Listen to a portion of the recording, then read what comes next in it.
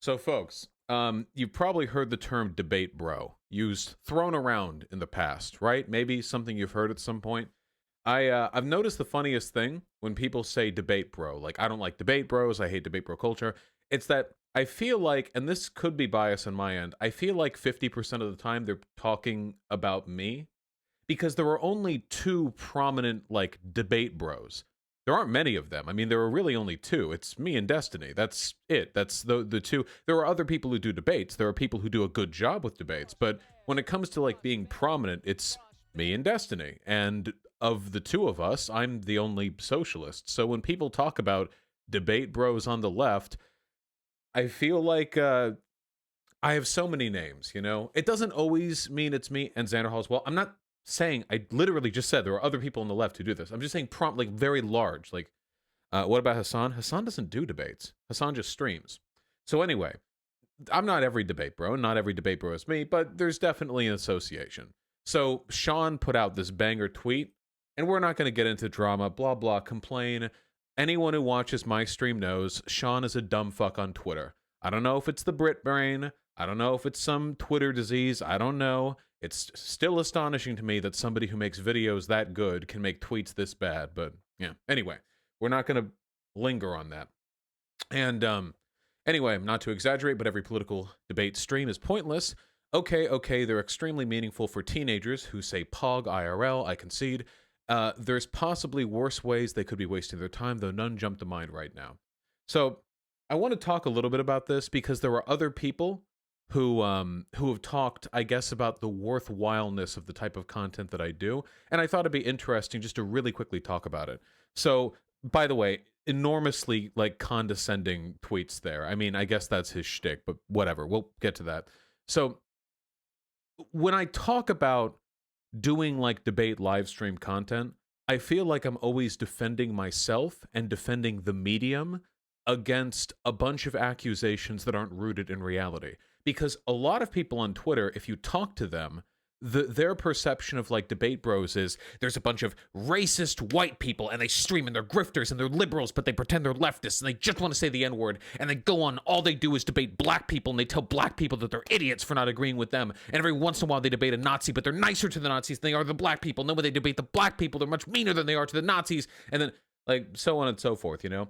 The general impression that I think a lot of people have of, I'll just say specifically my content, is that I just sit here and I like just get like I'm frothing at the mouth, angry that all the real socialists don't like me. And that's only 50% of my content. That's not 100% of my content, okay? At least 50% of my content is long rambling stories of questionable relevance. So that's for there's at least something there, okay? There's this widespread perception that that like the debate bro live stream thing isn't really a valid medium, period. And it's weird to me because, you know, one of the things that I was taught, and this goes all the way back, I was learning this back in like early college, like how do you build a good movement? And one of the ways you do that is through diversity of tactics. That's really, really important. Because people are different, you know, even if you all share the same political values, people are really different. Some people legitimately get their political perspectives from like reading books, not from reading book recommendations from content creators they already agreed with, but legit just like reading books. Ooh, okay. There are people who watch like really chill sort of like news videos on YouTube and they like that. And there are people who like really aggressive, angry debate stuff. I mean, the ways in which a person can be exposed to leftist ideas are about as diverse as the ways in which humans have been communicating for thousands of years. That's why lefties care about making sure that movies and video games and stuff have progressive messaging, you know? That because you don't want all forms of media to be full of right-wingers who are very effective at disseminating their ideas in those formats. You want to be able to push back against that. Vaush, I like your content, but this is coming off really defensive at the moment to me. That's good. I am being defensive of the type of content that I do. If you think that it's defensive, like in a bad way, to say that the work that you do is valid, then I think you just lack self-esteem and you're projecting it onto me. I don't think that confidence is a bad thing. I'm very confident that what I do does good. And I'll talk about that. If I wanted to, I could ramble for like an hour on how I get so many emails from people telling me I was moved to the left and blah blah blah and blah blah blah. Um, but I'd rather talk more broadly about like the online left in general, which Big Seltzer can lead us into. Vaush, I feel like you're right in online debates aren't pointless, but I don't know about hundreds of thousands of people, millions maybe, have had their points swayed through debate streams. Elaborate on this point seems very hyperbolic now. One of the issues I have with the modern online left is that all of you are about 5 years old. You weren't here for Gamergate. Oh man, you weren't here for Gamergate. You have no idea how bad things can get. Okay? We are living in a relative utopia of left-leaning content and its availability online. Okay? You can't even begin to fathom how right-leaning all online mediums were, with the possible exception of like Tumblr, and I guess that's it. It was really bad. Let me tell you, I'll set the stage, okay? So I've been left-leaning since like 16 or 17, so I guess for about 10 years now. But I've been a leftist for about 6 or 7 years, I guess. Or at least, you know, I mean, it's a gradual process, but basically that's the case. And I was online, and I've been doing political stuff online for a while. If anyone saw my old debates with Destiny, you would know that. And back then, I mean, back in 2014, 2015, the internet had nothing for us. Nothing for us. The extent to which the left was represented politically were a bunch of incredibly small and, effectively, when it comes to outreach, meaningless feminist YouTube channels that existed exclusively to get bullied by massive conservative channels. That was all of YouTube.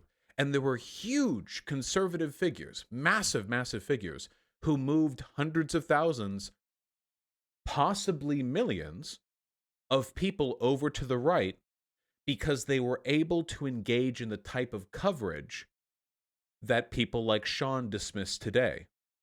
Because whether you like it or not, Sean and everyone else, 3-hour-long analytical YouTube essay videos are not the only way to move people left. They're not the only format worth investing in. I think they're a good format. I enjoy watching it. It's not the only format worth investing in. I would actually say it's probably a uniquely ineffective format and moving people over, because you have to invest an enormous amount of time and energy into absorbing a viewpoint which you don't agree with. What actually moves people over, well, it's complicated, but what actually moves people over is something a little punchy. For most people, I think. They need like a little jolt, they need a hook, something to get them interested in a point of view, something to thoroughly delegitimize an opposing point of view. And you know who does this really well? A little conservative figure. You'd call him a debate bro, I guess. Maybe not that relevant these days. Ben Shapiro. Ben Shapiro's entire brand was built on quick, snappy retorts that he would deliver to college students at his little rumble tumbles over there at universities, okay? Now, Ben Shapiro, some people said I was being hyperbolic when I said debate bro content moved millions of people over politically. Does Ben Shapiro have at least 1 million people following him? What about Steven Crowder, his change my mind formats? You have random civs sit next to him, and he, of course, has all the talking points prepared, and he takes them down, because of course he does. They can edit out the conversations that go badly for him. And how many YouTube subscribers does he have? These people are large enough that they're basically within the periphery of actual Republican politicians. The idea that debate content doesn't move people over is patently incorrect. But I find there are a lot of people who want to say it doesn't do anything because they don't like me, and they don't want to believe that what I do does anything. You know? Which I think is a really counterproductive attitude to take when it comes to trying to move people over. The fact of the matter is, you need diversity of tactics, because it's the only way you can maximize the number of people that you can bring over to your side. And most people aren't going to like debate bro content, but some people are. And for those people, I think it's important we have an avenue for them. Because, let's face it, I mean, I'm not trying to be mean, though he's condescending and wrong enough that I feel I would be allowed to. Sean has said in the past that he is so socially anxious that he doesn't even do interviews. I would think somebody like him would understand how what I do is difficult and that there's a value in it. Because Sean over here is not going to be stepping up to the rhetoric of people like Steven Crowder or Ben Shapiro. There's obviously a skill to rhetoric. And whether you like it or not, rhetoric is kind of how you move people over on positions. Nobody was ever convinced of an opposing position because they were presented factual information that wasn't in line with what they currently believe. You need to present it in the right way. If you just dump facts on a person, that's not enough. You need to learn how to deliver those facts in a cohesive and comprehensive way that excite and elevate the discourse. And not every debate is like that. Most debates are shit-flinging. But I know that some of the debates that I've done, generally speaking, lead to a lot of good. Some of it is because people get moved over to my side, and some of it is because there are people who are already on my side who have been emboldened in the views they already have. I said this on Twitter, but I get emails from trans fans all the time, and they tell me, your arguments in favor of trans people made me so confident, they made me feel so valid in my identity. You gave me the arguments to push back against my parents or against so-and-so. Vaush, a lot of people apparently think you're lying about that, Lamel. Of course, I could say literally anything and they would think I'm lying. If I said I get around 12,000 viewers during my politics streams, they would say I'm lying about that too. It doesn't... Some people are driven to such degrees of uncharitability with me that there's no point in even reasoning with them. They're lost and they're effectively useless to the left. I just can't believe that we're in a position right now where I have to defend the idea that diversity of tactics is worthwhile. Like, is that a is that really a debate? It feels like the Bernie or Bust debate, which, by the way, Sean was also on the wrong side of. He was also signaling Bernie or Bust for months and months until Lindsay Ellis tweeted at him saying, "Holy shit, Sean, shut the fuck up. We live in this country. We can't deal with Trump again." And after that, Sean toned it down a little bit. You know? This could be a coincidence, but if I'm reading this correctly, did Sean tweet that he thinks that people on Twitter are just pretty okay right after Lindsay Ellis did a video about how the people on Twitter have been bullying and harassing her off the platform? Like, if one of the most prominent bread tubers had just made a video about the extent of harassment that she received on this website, and then immediately afterwards I tweeted, actually, the people on this website are fine. That's, I don't know, could be a coincidence. It seems like it's the same vague tweeting that Sean exclusively does, but, you know. Yeah, I don't know. Pretty weird. I really do. People say I'm drama baiting. I really do think that Sean's kind of a piece of shit. I do think that. I think he's a condescending snob. I do. I do think that. And I really don't think highly of him. The videos are great. The videos are great. I do believe that. I'll defend the videos till my dying day. But oh my god, like, you know what I mean? Yeah. Some people disagree. I don't know. I don't really care. But the point that is this because of the British thing? The British thing doesn't help. Thank you. Anyway, the point that I'm trying to get at here, because this really isn't supposed to be a drama thing, is that I think diversity of tactics is critical to what we do. And man, if you weren't around for the Gamergate days, if you weren't around for what it was like back then you have no idea what the consequences are for not embracing diversity of tactics. A lot of lefties want to return to the old days, it feels like. A lot of, or maybe they just act that way. They act like they just want to go back to being like an irrelevant social pocket on the internet that doesn't actually have a fighting chance at dominating the narrative in any reasonable way. They want to go because they attack success. Who gets attacked? Lindsay Ellis gets attacked. ContraPoints gets attacked. PhilosophyTube gets attacked. Every large, God knows I get attacked. Every large left-leaning person wants to take down, is harangued by these people who just dislike it when their political side succeeds, which is so insane to me. Because they want it to be, I think they just want leftism to be a moral signifier. See, leftism makes you a good person. This is a very simplistic take. This is in their mind. Leftism makes you a good person, so the more people are leftist, the harder it is to discern from amongst them who is a good person. So by having as few leftists as possible, that moral signifier means more. They want to be a martyr. They want to be, you know, unique and individual in that. But Yeah, they want to be exceptional, like one of the few, constantly fighting to build walls and gates and narrow the ranges by which people can be considered a leftist. This is not productive when it comes to coalition building.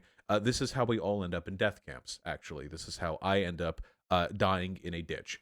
And them too, by the way. Them before me, considering my relative privilege, they're marching themselves to an early grave. I do not know why this is a controversial position. So this kind of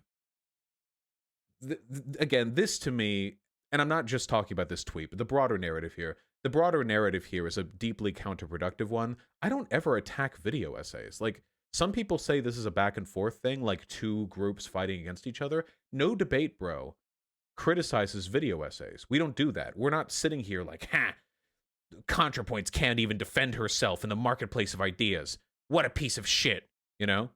Um, like, yeah, that doesn't even